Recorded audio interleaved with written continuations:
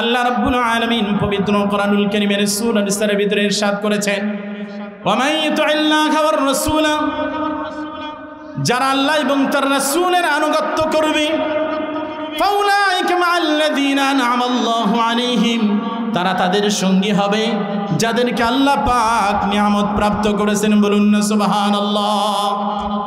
ভাইরা আমার, বন্ধুরা নিয়ে আমার, তারা কারা? কাদের সঙ্গী হবে? যারা আল্লাহ এবং তার রাসূলের আনুগত্য করবেন।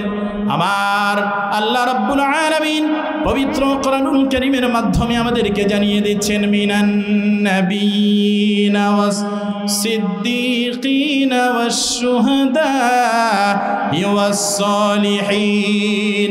তারা হচ্ছেন নবীগণ, সিদ্দিকগণ, শহীদগণ এবং আল্লাহওয়ালা সালিহিন, আল্লাহর বান্দা। বলুন না সুবহানাল্লাহ।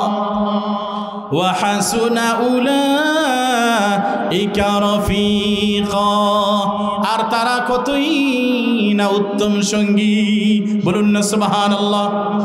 ভাইরা আমার, বন্ধুরা নিয়ে আমার, আমাদের সঙ্গী যদি নবীগণ হয়, সিদ্দিকগণ হয়, শহীদগণ হয় এবং আল্লাহওয়ালা আল্লাহর ওলিগণ যদি হয়, তাহলে এর চেয়ে কি আর উত্তম সঙ্গী হতে পারে?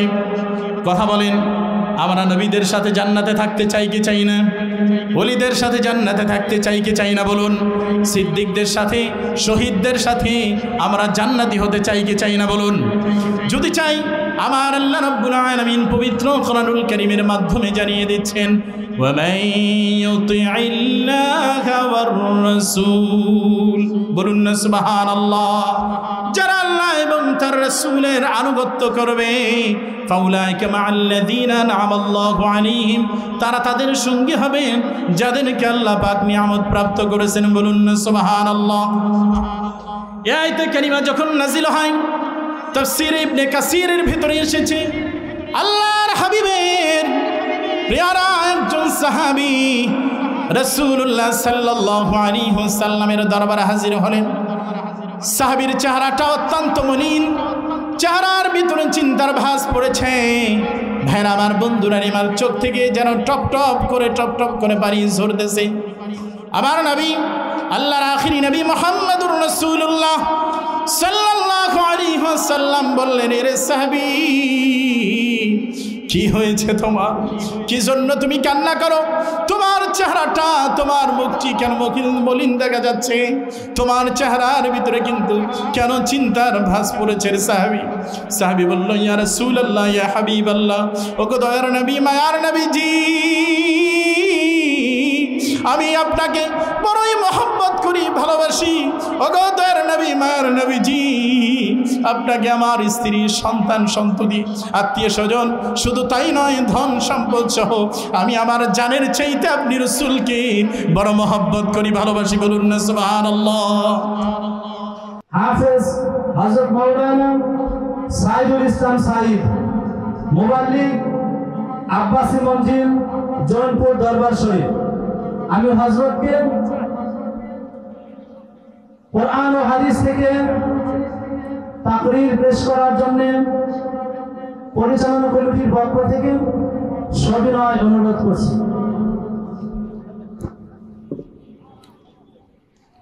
আসসালামু আলাইকুম ওয়া রাহমাতুল্লাহি তাআলা ওয়া বারাকাতুহু। ইন্নাল হামদালিল্লাহি নাহমাদুহু ওয়া নাস্তাঈনুহু ওয়া নাস্তাগফিরুহু ওয়া নাউযু বিল্লাহি মিন শুরুরি আনফুসিনা ওয়া মিন সাইয়্যাতি আ'মালিনা।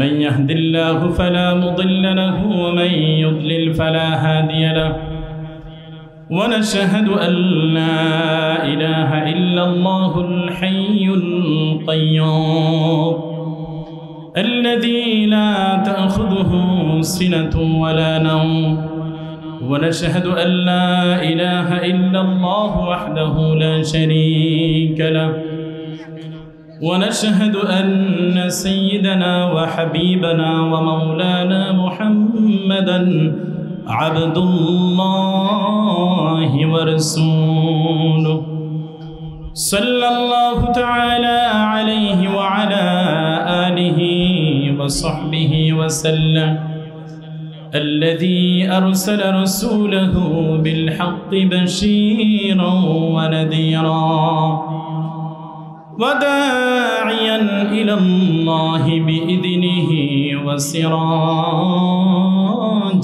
منيرا فقد قال الله تعالى في كلامه المجيد والفرقان الحميد أعوذ بالله من الشيطان الرجيم بسم الله الرحمن الرحيم ومن يطع الله والرسول فأولئك مع الذين أنعم الله عليهم من النبيين والصديقين والشهداء والصالحين وحسن أولئك رفيقا صدق الله العظيم وصدق رسوله النبي الحبيب الكريم ونحن على ذلك من الشاهدين والشاكرين والحمد لله رب العالمين إن الله وملائكته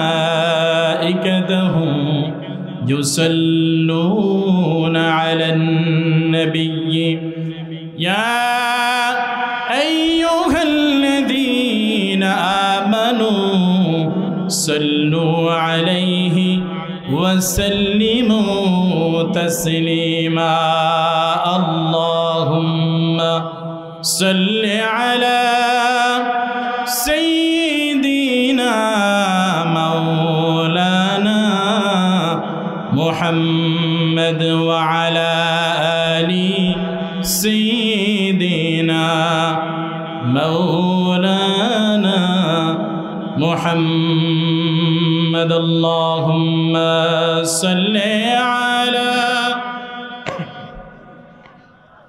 مولانا محمد وعلى آل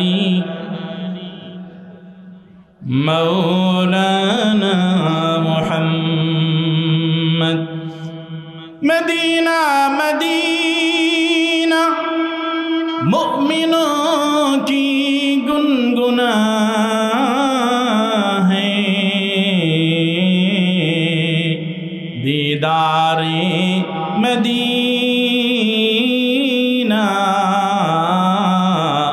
عاشقوں کی تمنا ہے اللہم صلی علی مولانا محمد وعلى آل سيدنا مولانا محمد لا إله إلا الله جر لا إله محبت لا إله إلا الله لا إله لا إله إلا الله جل لا إله حسبي ربي جل الله ما في قلبي غير الله بول حسبي ربي جل الله ما في قلبي غير الله نور محمد صلى الله لا إله إلا الله لا إله جور لا إله إلا الله لا إله لا إله إلا الله لا إله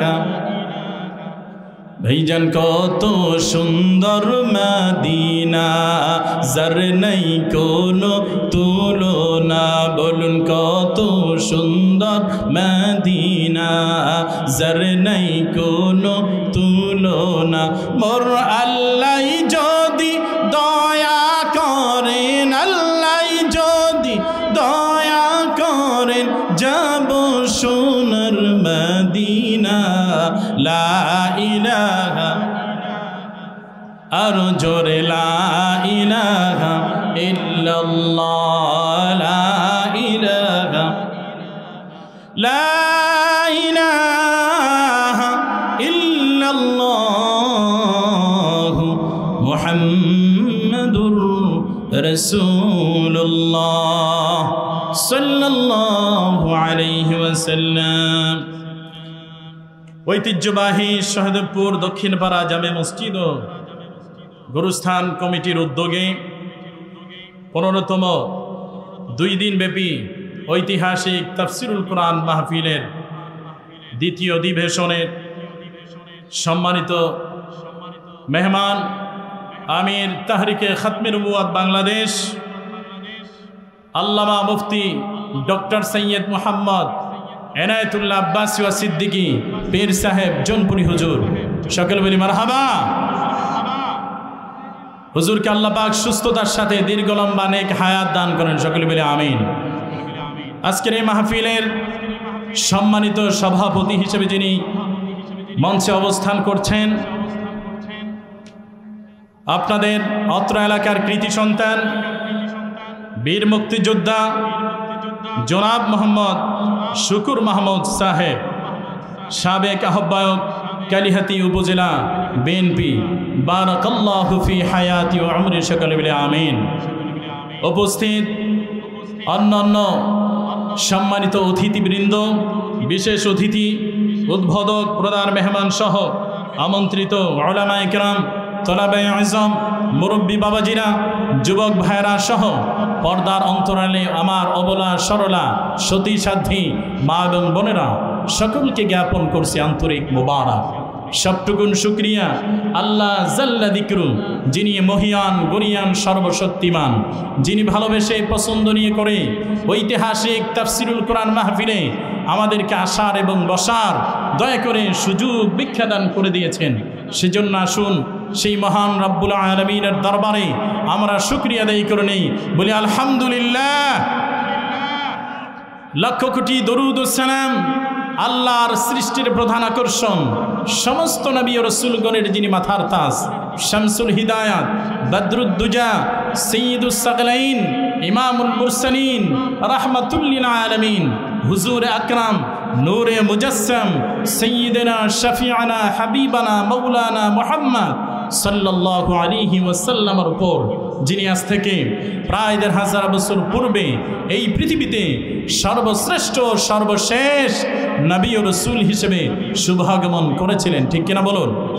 যার পর আজ পর্যন্ত অবশ্যই এই পৃথিবীতে কোনো নবী কিংবা রাসূল অবশ্যই এখনো আসে নাই, অবশ্যই অতীতেও আসে নাই, অবশ্যই কিয়ামত পর্যন্ত আসবে না। আমার নবী হচ্ছে শেষ নবী, ঠিক কিনা বলুন? আমার নবীর পরে আর কোনো নবীও নাই, রাসূলও নাই। সেজন্য সেই নবীজির মহব্বতে রাসূল করিম সাল্লাল্লাহু আলাইহি ওয়াসাল্লামের দিদার লাভের আশায় সকলেই মহব্বতের সাথে বলি সাল্লাল্লাহু আলাইহি ওয়াসাল্লাম। সম্মানিত উপস্থিতি, আজকের এই মাহফিল পেয়ে আপনারা খুশি না বেজার? একটু আওয়াজ দিয়ে বলুন, খুশি না বেজার? কম না বেশি? আমরা খুশি, আমাদের আল্লাহ পাকও খুশি, ঠিক কিনা বলেন? আল্লাহর যত ফেরেশতাকুল আছে, যত মাখলুকাত আছে, কুল কায়নাতের সবাই খুশি, শুধুমাত্র একমাত্র কেবলমাত্র বেজার শয়তান। কে বেজার? শয়তান বেজার। শয়তানের অনুসারী চেলা চামুন্ডা যারা আছে তারাও বেজার, ঠিক কিনা বলুন? আমরা শয়তানের নাপাক গালে একটি চপড়াঘাত করে নেক নিয়ত করে নেই, আজকের এই মাহফিল শেষ করে বিদায় মোনাজাত করে গুনাহ মাফ করে আল্লাহওয়ালা হয়ে বাড়ি যেতে চায়। কারা কারা দুহাত তুলে আল্লাহকে দেখায়? নারে তাকবীর, নারে রিসালাত। সাল্লাল্লাহু আলাইহি ওয়াসাল্লাম।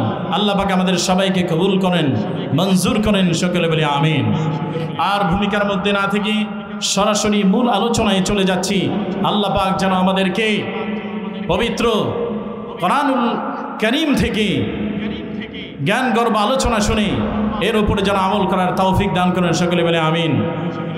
আউযু বিল্লাহি মিনাশ শাইতানির রাজীম। বিসমিল্লাহির রাহমানির রাহিম।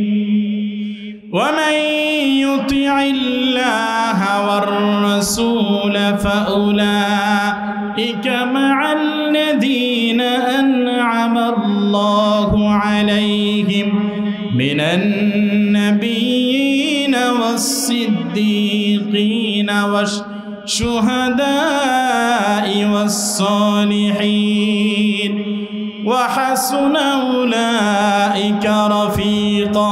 বলুন আল্লাহু আকবার। ভাইরা আমার, বন্ধুরা আমার, আল্লাহ রাব্বুল আলামিন পবিত্র কোরআনুল কারীমের সূরা নিসার ভিতরে ইরশাদ করেছেন, ওয়া মান ইউতি'ইল্লাহা ওয়ার রাসূল, যারা আল্লাহ এবং তার রাসূলের আনুগত্য করবে, ফাউলাইকা মা'আল্লাযীনা আন'আমা আল্লাহু আলাইহিম, তারা তাদের সঙ্গী হবে যাদেরকে আল্লাহ পাক নিয়ামত প্রাপ্ত করেছেন। বলুন না সুবহানাল্লাহ। ভাইরা আমার, বন্ধুরা আমার, তারা কারা? কাদের সঙ্গী হবে? যারা আল্লাহ এবং তার রাসূলের আনুগত্য করবেন।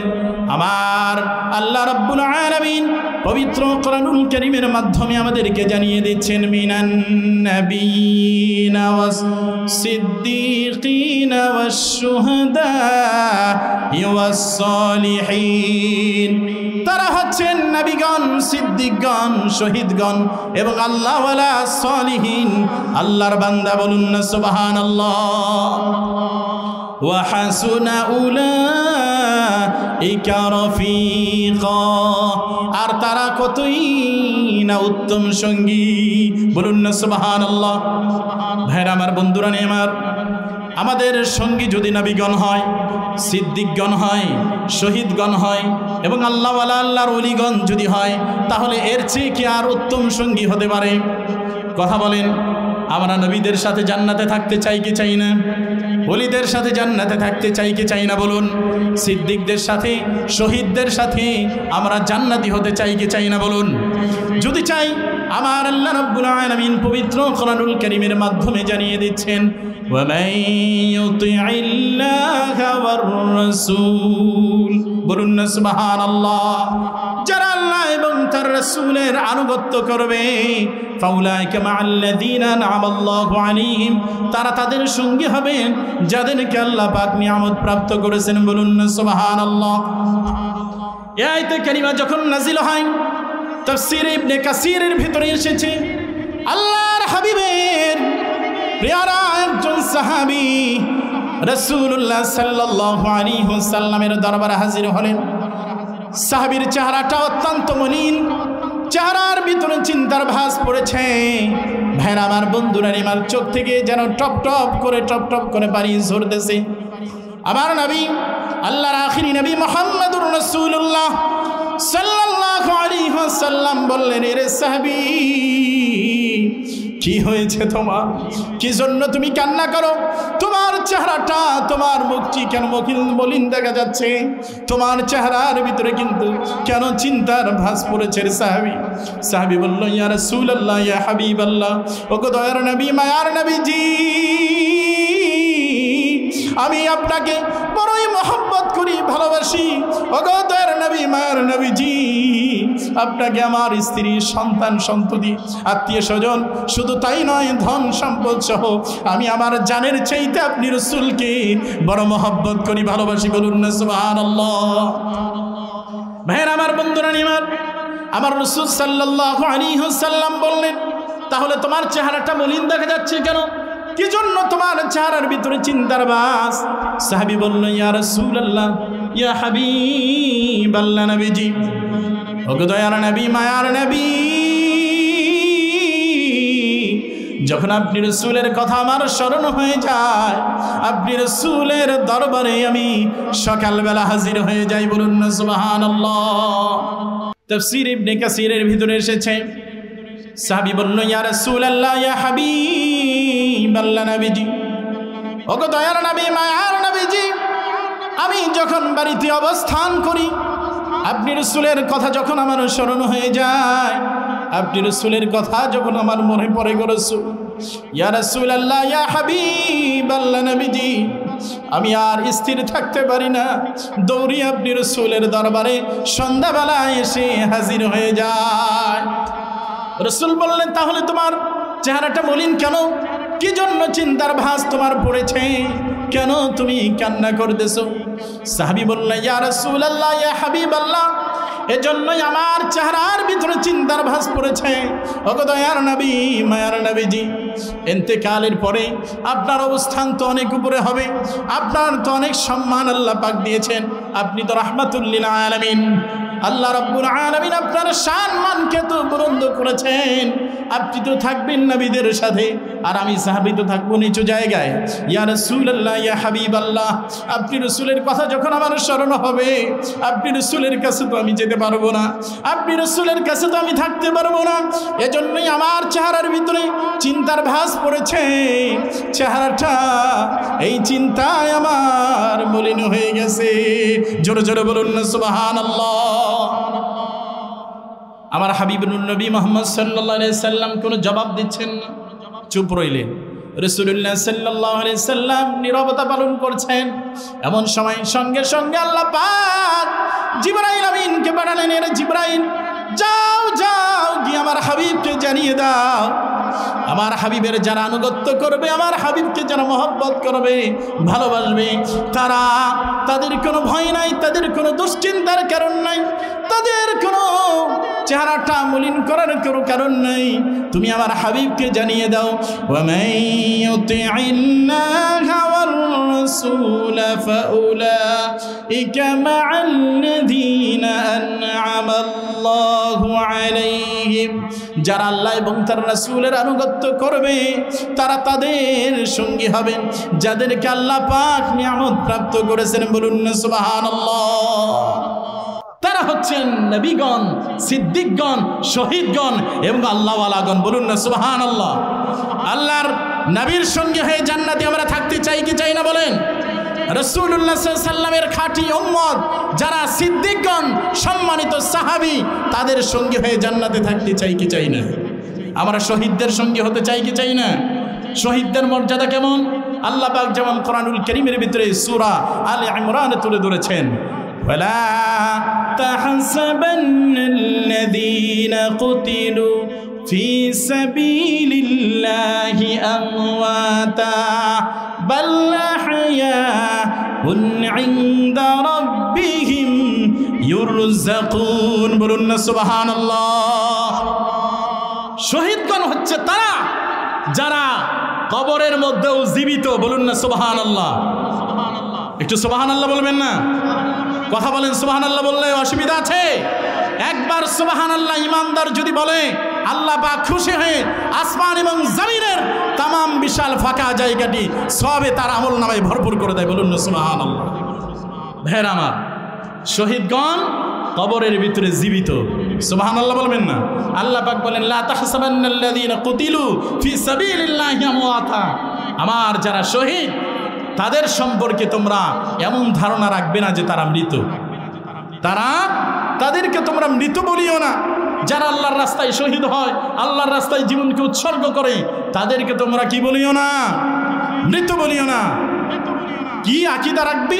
বাল আহইয়াউন ইনদা রাব্বিহিম ইউরযাকুন, তারা হচ্ছে কবরের ভিতরে তাদের রবের পক্ষ থেকে হায়াত প্রাপ্ত এবং রিজিক পায়। বলুন না সুবহানাল্লাহ। তাদের সঙ্গী হয়ে জান্নাতে থাকা যাবে। তাহলে আমার নবী মুহাম্মদুর রাসূলুল্লাহ সাল্লাল্লাহু আলাইহি সাল্লামও রওজা মুবারকে হায়াতুন নবী হিসেবে আছেন, ঠিক কিনা বলুন? শহীদরা যেখানে জীবিত, সেখানে আমার নবী হায়াতুন নবী, জিন্দা নবী হিসেবে আছেন। বলুন না সুবহানাল্লাহ। যেমন ইবনে মাজাহ শরীফের ভিতরে হাদিস এসেছে, ইন্নাল্লাহা হারামা আলাল আরদি আন তাকুলা আজসাদাল আনবিয়া ফানাবিয়ুল্লাহি হাইয়ুন ইউরযাকু। বলুন না সুবহানাল্লাহ। নিশ্চয়ই আল্লাহ পাক নবীদের জন্য, নবীদের দেহ মোবারককে স্পর্শ করা মাটির জন্য আল্লাহ পাক হারাম করে দিয়েছেন। বলুন না সুবহানাল্লাহ। এটা শুধু আমার নবী নয়, অন্যান্য নবী যারা তাদের জন্য আল্লাহ পাক এটা করেছেন যে সমস্ত নবীগণ কবরের ভিতরে জীবিত। কেন?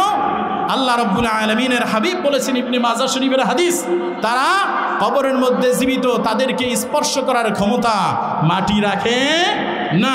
শুধু তাই নয়, ফানাবিয়ুল্লাহু হাইয়ুন ইউরযাকু, তারা কবরের মধ্যে জীবিত এবং রিজিক পায়। বলুন না সুবহানাল্লাহ, একটু আওয়াজ দিয়ে বলুন না সুবহানাল্লাহ। তাহলে নবীকে মহব্বত করতে হবে কিনা বলেন, ভালোবাসতে হবে কিনা বলেন, রাসূল করিম সাল্লাল্লাহু আলাইহি সাল্লামের ইত্তেবা করতে হবে কিনা বলেন। রাসূল করিম সাল্লাল্লাহু আলাইহি সাল্লামের ইত্তেবা অনুসরণ যদি করা হয়, আল্লাহ পাক বলেন সূরা আলে ইমরানে এসেছে, ইন কুনতুম তুহিব্বুনাল্লাহ, হাবিব আপনি বলে দিন তোমরা যদি আল্লাহকে ভালোবেসে থাকো, বল ইন কুনতুম তুহিব্বুনাল্লাহ, তোমরা যদি আল্লাহকে ভালোবেসে থাকো তাহলে ফাত্তাবিউনি, আমি রাসূলকে অনুসরণ করো। বলুন না সুবহানাল্লাহ। অনুসরণ করতে হবে কাকে? কথা বলেন না, অনুসরণ করতে হবে কাকে?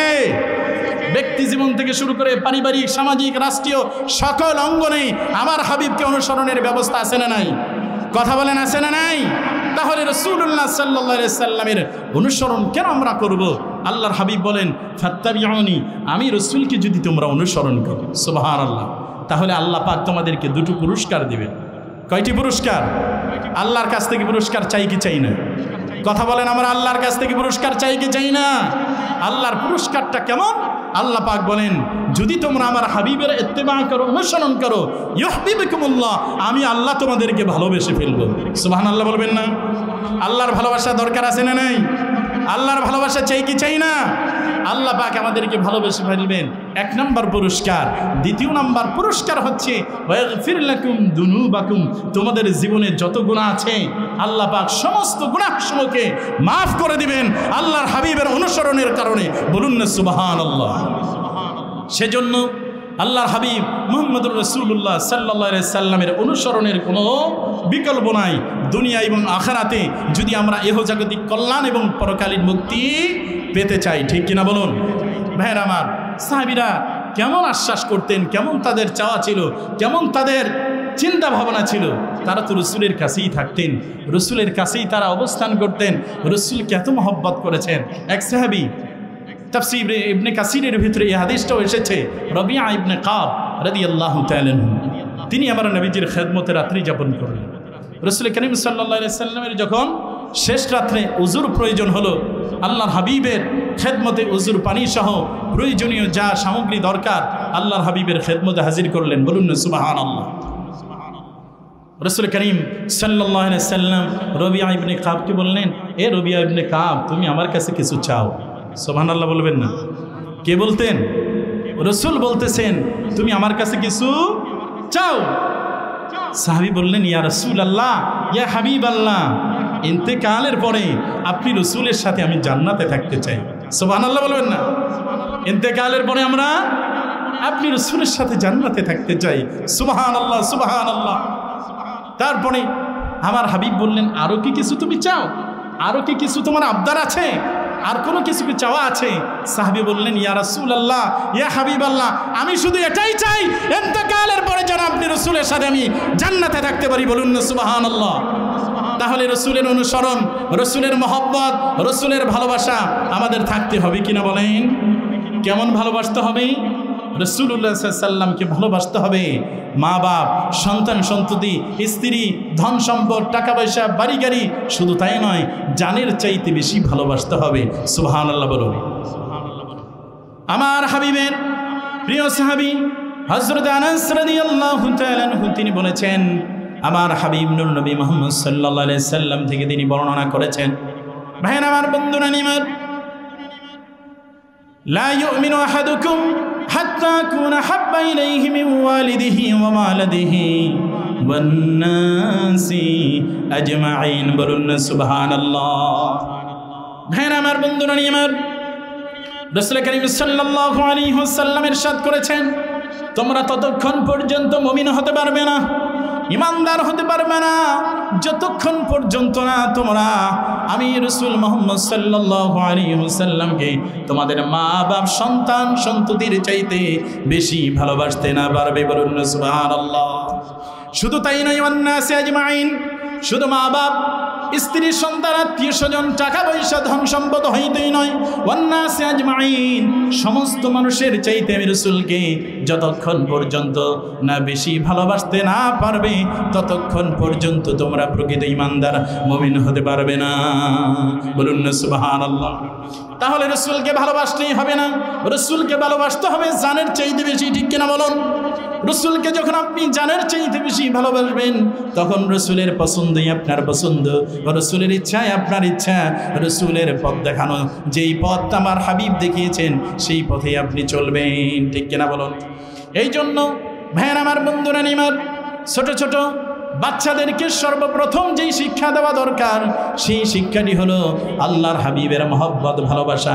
আল্লাহর হাবিবের মহব্বত ভালোবাসা যদি কারো হৃদয়ের ভিতরে ভরে দেওয়া যায়, কারো ভিতরে যদি আল্লাহর হাবিবের মহব্বত ভালোবাসা শেখানো যায়, দিয়ে দেওয়া যায়, তাহলে আর যাই হোক ওই লোকটি আর বড় হয়ে কোনোদিন নাস্তিক মুরতাদ হবে না, ঠিক কিনা বলুন? ভাইরা আমার, বন্ধুরা আমার, আল্লাহ রাব্বুল আলামিন পবিত্র কোরআনুল কারীমের মধ্যে বলেছেন যে ইন কুনতুম তুহিব্বুনাল্লাহ ফাত্তাবিউনি। আল্লাহ রাব্বুল আলামিনের হাবিব বলেছেন পবিত্র কোরআনুল কারীমের মধ্যে আল্লাহ পাক ইরশাদ করেছেন তোমরা যদি আল্লাহকে ভালোবেসে থাকো ফাত্তাবিউনি, তাহলে আমি হাবিবকে অনুসরণ করো। আমি রাসূলকে অনুসরণ করার কারণে আল্লাহ পাক তোমাদেরকে দুটো পুরস্কার দিবেন। এক নাম্বার পুরস্কার হচ্ছে ইউহিব্বুকুমুল্লাহ, আল্লাহ পাক তোমাদেরকে ভালোবাসবেন। শুধু তাই নয়, দ্বিতীয় নাম্বার পুরস্কার আল্লাহ দিবেন ওয়া ইয়াগফির লাকুম যুনুবাকুম, তোমাদের জীবনে যত গুনাহ আছে আল্লাহ রাব্বুল আলামিন সমস্ত গুনাহসমূহ আমি রাসূলকে অনুসরণ করার কারণে মাফ করে দিবেন। বলুন না সুবহানাল্লাহ। ভাইরা আমার, বন্ধুরা নিমান, রাসূলের কি আজমত, কি শান, কি মর্যাদা, কি মান আল্লাহ পাক দিয়েছেন। যেমন আল্লাহ রাব্বুল আলামিন বলেন সূরা আলাম নাশরাহ ভিতরে ওয়া রাফা'না লাকা যিকরাক, হাবিব আমার, দোস্ত আমার মুহাম্মদ সাল্লাল্লাহু আলাইহি ওয়াসাল্লাম, আমি আল্লাহ রাব্বুল আলামিন আপনার জিকিরকে সমুন্নত করেছি। বলুন না সুবহানাল্লাহ। আপনার জিকিরকে আমি আল্লাহ পাক বুলন্দ করেছি। হাদিসে কুদসির মাধ্যমে আল্লাহ রাব্বুল আলামিন আমার হাবিবকে জানিয়ে দিয়েছেন কিভাবে আমার রাসূলের সম্মান মর্যাদাকে আল্লাহ পাক বুলন্দ করেছেন। ভাইরা আমার, বন্ধুরা আমার, রাসূলুল্লাহ সাল্লাল্লাহু আলাইহি সাল্লামের দরবারে হযরত জিবরাইল আমিন আসলেন, এসে বললেন রে ইয়া রাসূলুল্লাহ, ইয়া হাবিবাল্লাহ, ওগো দয়ার নবী, মায়ার নবীজি, আল্লাহ পাক বলেছেন রাফা'না লাকা যিকরাক, আপনার জিকিরকে আমার আল্লাহ বুলন্দ করেছেন, উঁচু করে ধরেছেন, সমুন্নত করেছেন। কিভাবে তা কি আপনি জানেন? আমার রাসূল বললেন যে আমার আল্লাহ কিভাবে আমার জিকিরকে সমুন্নত করেছেন, বুলন্দ করেছেন তা আমার আল্লাহ তিনি ভালো জানেন। বলুন না সুবহানাল্লাহ। রাসূল উত্তরটি দিলেন না, রাসূল চাইলেন আমি উত্তরটা না দিয়ে, জবাবটা না দিয়ে আল্লাহ স্বয়ং যদি নিজে দিয়ে দেয় সেটা তো আরো উত্তম হয়, ঠিক কিনা বলুন? যার কারণে রাসূল জবাব দিলেন। সঙ্গে সঙ্গে হাদিসে কুদসির মাধ্যমে আমার আল্লাহ রাব্বুল আলামিন আমার হাবিব নূর নবী মুহাম্মদ মুস্তাফা সাল্লাল্লাহু আলাইহি ওয়াসাল্লামকে জানিয়ে দিচ্ছেন ইদা দুকিরতু দুকিরতা মাই, হাবিব নূর নবী আমার মুহাম্মদ মুস্তাফা সাল্লাল্লাহু আলাইহি ওয়াসাল্লাম, যেখানে আমি আল্লাহর জিকির হয়, কি আকাশে, কি আরশে আজিমে, কি লৌহ কলমে, কি সিদরাতুল মুনতাহায়, কি ধুলোকে বুরুকে, এমন কোন সৃষ্টি জগৎ নাই যেখানে আমি আল্লাহর জিকির হয় না। আর যেখানে আমি আল্লাহর জিকির হয় সঙ্গে রাসূল মুহাম্মদ সাল্লাল্লাহু আলাইহি সাল্লাম আপনারও জিকির করা হয়। জোরে জোরে বলুন না সুবহানাল্লাহ। যেখানে আল্লাহর জিকির সঙ্গে কার জিকির? কথা বলুন। যেখানে আল্লাহর নাম সঙ্গে কার নাম? যেখানে আল্লাহকে ডাকা হয় সঙ্গে আল্লাহর হাবিবকে ডাকা হয়। এই পরিবেশ, এই শান, এই মান আমার রাসূলকে দিয়েছেন আল্লাহ। কে দিয়েছেন বলুন? যার কারণে আমরা শুনতে পাই আযানে আল্লাহর হাবিবের নাম আল্লাহর নামের সঙ্গে আছে না নাই? আশহাদু আল্লা ইলাহা ইল্লাল্লাহর সঙ্গে আশহাদু আন্না মুহাম্মাদুর রাসূলুল্লাহ আছে না নাই? ইকামতের ভিতরে আল্লাহর নামের সঙ্গে রাসূলের নাম আছে না নাই? ভাইরা আমার, বন্ধুরা আমার, শুধু তাই নয়, কালিমা তাইয়্যিবার ভিতরে আল্লাহর নামের সঙ্গে রাসূলের নাম আছে না নাই? আযানে, ইকামতে, কালিমা তাইয়্যিবায়, কালিমা শাহাদাতে শুধু তাই নয়, নামাজ পড়ি আল্লাহর জন্য। কার জন্য বলুন? নামাজ পড়ি আল্লাহর জন্য, রুকু সিজদা আল্লাহকে দেই, সেই নামাজের ভিতরেও আমার হাবিব মুহাম্মদুর রাসূলুল্লাহ সাল্লাল্লাহু আলাইহি সাল্লামকে আল্লাহ পাক ভুলেন নাই। সুবহানাল্লাহ বলবেন না? আল্লাহ পাক আমার রসুলকে ভুলেন নাই। নামাজের ভিতরে আমার রসুলের নাম আল্লাহ স্মরণ করার জন্য আমার রসুলের সালাম দেওয়াটা আল্লাহ পাক ওয়াজিব করে দিয়েছেন। বলুন না সুবহানাল্লাহ। রসুলকে সালাম না দিলে নামাজ হবে? আওয়াজ দিয়ে বলুন, রসুলকে সালাম না দিলে নামাজ হবে? তাশাহুদের ভিতরে রসুলকে সালাম দিতে হয় কি হয় না? তাহলে রসুলের শান মান মর্যাদা দিয়েছেন কে? তাইলে রসুলকে কি সাধারণ বলা যাবে? রসুলকে কি আমাদের মতো বলা যাবে? যারা বলবে তারা কুফরি করে কিনা বলেন? আল্লাহর হাবিব নূর নবী মুহাম্মদ সাল্লাল্লাহু আলাইহি সাল্লামের শান মান মর্যাদার বিরুদ্ধে অনেক কুলাঙ্গার দেখা যায় বেয়াদবিমূলক কথাবার্তা বলে তারা ঈমান হারা হয়, ঠিক কিনা বলুন? রসুলের শান মান মর্যাদা কেউ দেয় নাই, দিয়েছেন আল্লাহ। আপনি করলেই কি না করলেই কি রসুলের শান মান মর্যাদা আল্লাহ দিয়েছেন। এই শান মান মর্যাদা কমানোর কোনো শক্তি সারা পৃথিবীর সমস্ত সৃষ্টিকুলের নাই, ঠিক কিনা বলুন? আছে? রসুলের শান মান মর্যাদা আল্লাহ দিয়েছেন। যেই রসুল ঘুমাইলে ওযু ভাঙতেন না। সুবহানাল্লাহ বলুন। আমি আপনি ঘুমাইলে ওযু ভেঙে যায়, আমার রসুল ঘুমাইলে ওযু ভাঙতেন না। আমার রসুল সামনে যেমন দেখতেন পিছনে তেমনই দেখতেন। বলুন না সুবহানাল্লাহ। সেই রসুল কেমন রসুল? যেই রসুল একটি আশেক উম্মত ইমানদার আল্লাহর হাবিবের উম্মত যতক্ষণ পর্যন্ত তিনি জাহান্নাম থেকে জান্নাতে যেতে না পারবেন, জান্নাতে আমার রসুল নিতে না পারবেন, ততক্ষণ পর্যন্ত আমার রসুল রাজিও খুশি হবেন না। সুবহানাল্লাহ বলুন। হাসরের ময়দান কায়েম হবে, সবাই চাইবে আল্লাহকে খুশি করতে, কিন্তু আমার আল্লাহ চাইবেন আমার হাবিবকে খুশি করতে। বলুন না সুবহানাল্লাহ। আমার আল্লাহ বলবেন, হাবিব আপনাকে তো আমি দুনিয়ায় কাঁদিয়েছি, আপনি কেঁদেছেন। আপনি কেঁদেছেন মক্কাতুল মুকাররমায়, আপনি কেঁদেছেন মদিনাতুল মুনাওয়ারায়, আপনি কেঁদেছেন তাইফের ময়দানে। আপনাকে কত কষ্টই না দিয়েছে তাইফবাসীরা। আপনার শরীর মোবারক থেকে রক্ত মোবারক ঝরেছে উহুদের যুদ্ধের ময়দানে। তবু হাবিব আপনি আপনার দাওয়াতি কাজ, রিসালাতের দায়িত্ব আপনি পালন করেছেন, আপনি পিছপা হন নাই। আপনি কেঁদেছেন রওজা মোবারকে শুয়ে শুয়ে। আজকে হাসরের ময়দানে আপনার কাদার দিন নয়। আপনি মাথা উঠান, ইরফা রাসাক, হাবিব আপনার মাথা মোবারক উঠান। সুবহানাল্লাহ বলুন। আপনি যাতে খুশি, আপনি যাকে জান্নাতে নিয়ে খুশি রাজি থাকেন, আমি আল্লাহ তাতে রাজিও খুশি আছি। সুবহানাল্লাহ বলুন। একটু আওয়াজ দিয়ে বলুন না সুবহানাল্লাহ। সেই রসুলের শাফাআত চাই কি চাই না? আমরা রসুলের সুপারিশ চাই কি চাই না? রসুল বলেছেন শাফাআতি। কেন রসুলকে মহব্বত করবেন না? কেন রসুলকে ভালোবাসবেন না?